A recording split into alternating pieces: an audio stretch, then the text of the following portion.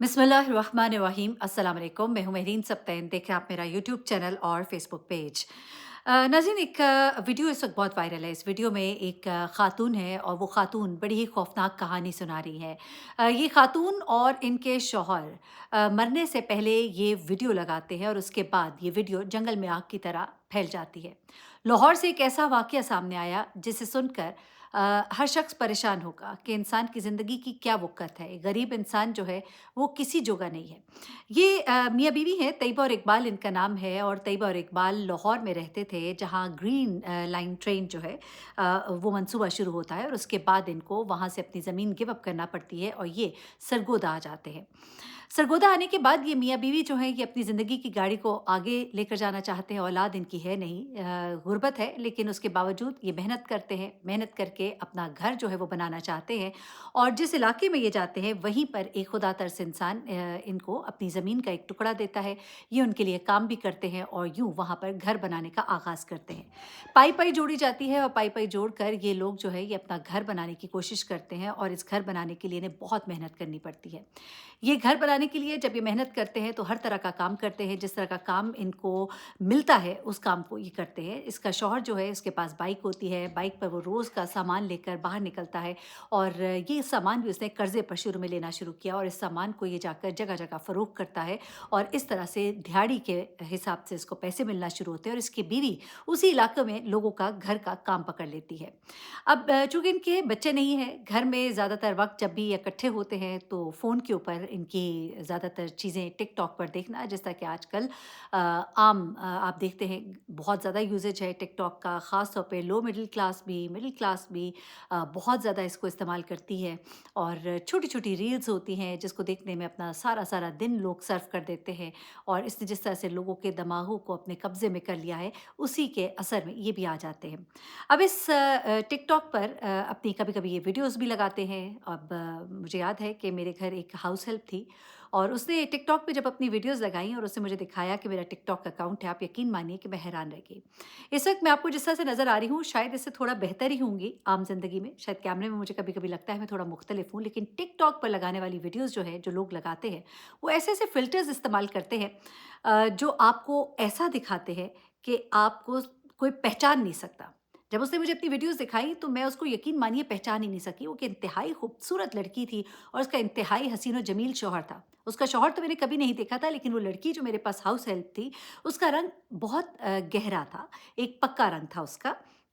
लेकिन उस वीडियो में उसकी रंगत इंतहाई गोरी, वो एक खूबसूरत लड़की लग रही थी। उसके इवन नक्श तक बदले हुए थे, जो आँखें उसकी नहीं थी, वो आँखें उसमें दिखाई दे रही थी। तो मैंने फिर सोचा कि ये जो इसका शौहर इतना हैंडसम अगर दिखाई दे रहा है, तो वो भी इसी तरह का होगा। तो टिकटॉक की दुनिया कुछ इस तरह की है, डिसेप्शन से भरी हुई है, एक धोखे से भरी हुई है।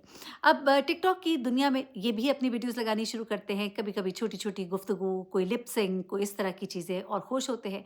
और इसी तरह टिकटॉक पर लोगों के साथ जब ये लाइव गेम्स देखते हैं, तो इनका भी दिल करता है कि इनकी भी दोस्ती इन टिकटॉकर्स के साथ हो। उनकी वीडियोज़ पे ये लाइव कमेंट्स करते हैं। तो वहीं पर एक लड़की से टिकटॉक पर इस शख्स की, इकबाल की बीवी तैयबा की दोस्ती हो जाती है। ये भी एक टिकटॉकर होती है और टिकटॉकर लड़की जो है उसकी जब तैयबा से दोस्ती होती है तो अपनी बहुत सी दिल की बातें फिर तैयबा से करती है। तैयबा और वो आपस में फ़ोन नंबर भी एक्सचेंज करते हैं और वो तैयबा को अपनी दुःख भरी कहानी सुनाती है। ये जो टिकटॉकर लड़की है, इसकी एक जगह शादी होती है। अभी शादी को कुछ माह ही हुए हैं, लेकिन शादी के बाद वो अपने शौहर के घर में खुश नहीं थी। अपने शौहर से राज़ी नहीं थी, ना ही उसको इस शादी का कोई ख़्वाहिश थी। तो ऐसे में वो क्या करती है कि वो ज़ाहिर-सी बात है, इसके साथ दोस्ती है, दोस्ती में वो इसको बहुत सी बातें बताती है। जब बहुत सी बातें बताती है, तो फिर अपने दिल का सारा हाल भी बताती है और जब दिल का हाल बताती है, तो उसको बताती है कि ये शादी मेरी ज़बरदस्ती में कर दी गई और मैं यहाँ पर रहना नहीं चाहती हूँ। मैं अपने लिए कोई ठिकाना ढूँढ रही हूँ, अगर तुम मेरी कुछ मदद कर सको। अब तैयबा जो है, दोस्ती में काफ़ी आगे जा चुकी है क्योंकि ज़ाहिर-सी बात है, टिकटॉक की वजह से वो उसकी एक फ़ैन भी बन गई थी, उसे दुनिया बड़ी फ़ैसिनेट भी कर रही थी और उसको अच्छा लग रहा था कि एक टिकटॉकर जो है उससे बातें कर रही है। तो उसने कहा कि कोई परेशान होने की बात नहीं है, मेरे घर में सिर्फ़ मैं और मेरा मियाँ होते हैं, हमारी कोई औलाद तो है नहीं, तुम हमारे पास आ जाओ और उसके बाद तुम देखना कि तुमने आगे क्या करना है। अब वो लड़की जो है वो चूँकि अपने शौहर से आज़ाद थी, पता नहीं वो क्या चाहती थी, कहीं और किसी और के साथ भागना चाहती थी या किसी और ने शायद उसे भगाया और उसके बाद उसको छोड़ दिया या क्या भी हुआ, उसने आखिरकार तैयबा और इकबाल से ये वादे, ये अहद व पैमान कर लिए कि मैं तुम लोग के घर आऊँगी और तुम लोग मेरा ख़्याल रखोगे और उसके बाद मैं फ़ैसला करूँगी कि मैंने क्या करना है।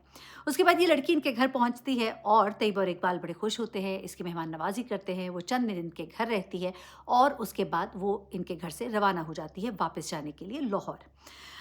अब पता लगता है कि ये लड़की आखिरी बार सियाल मोड़ पे देखी गई थी, जहाँ पर वो एक बस पर सवार होती है। लेकिन वो लड़की कभी भी अपने घर नहीं पहुँचती। न जाने वो किसी और के साथ चली गई, न जाने उसको किसी ने अगवा कर लिया या न जाने उसके साथ कोई हादसा पेश आ गया। लेकिन इसके माँ-बाप जिन्होंने पहले ही इसकी रिपोर्ट करा रखी थी क्योंकि वो मिसिंग थी, तो पुलिस फाइनली इस लड़की के मोबाइल लोकेशन और डिफरेंट तरीकों से जो भी उनका एक तरीकाकार होता है, वो पहुँचती है इन मियाँ-बीवी तैयबा और इकबाल तक। अब जब पुलिस इनके दरवाजे पर आती है तो ये दोनों मियाँ-बीवी परेशान हो जाते हैं और ये पुलिस को सब कुछ ठीक-ठीक बता देते हैं। तैयबा बताती है, अपना अकाउंट दिखाती है और कहती है कि इस तरह इस अकाउंट से हमारी दोस्ती हुई और उसके बाद जो है ये दोस्ती में मैंने उसको यहाँ अपने घर आने की दावत भी दी और वो आना चाहती थी, वो परेशान थी, उसे कोई रास्ता भी नहीं मिल रहा था। उसने मुझसे कहा कि कुछ दिनों के लिए मैं तुम्हारी मेहमान बनना चाहती हूँ और हम इस बात पे बहुत खुश थे। मेरे मियाँ ने कोई एतराज़ ना किया और मैंने उसको दावत दे दी। अब वो कहती है कि उसके बाद वो यहाँ से चली गई थी और उन्होंने जो जगह बताई थी उसके जाने की, सियाल मोड़ पर कैमरास में देखा भी गया कि वो लड़की इनके घर से रवाना हुई और उसके बाद ये उसके साथ नहीं थे, वो यहाँ से जा चुकी थी। लेकिन पुलिस जो है अब इनको डराती है, धमकाती है। वालिदैन ने ये भी कहा कि ये लड़की 5 तोले सोना लेकर घर से निकली थी। अब ये लोग गरीब थे, एक मकान था, एक बाइक थी, सब कुछ उनको बेचना पड़ गया। मकान भी बिक गया, बाइक भी बिक गई और ऐसे में ये लोग जो है बिल्कुल ही सड़क पर आ गए। सिर्फ यही नहीं बल्कि इन्हें डराया जाता था, इनसे बदसलूकी की जाती थी।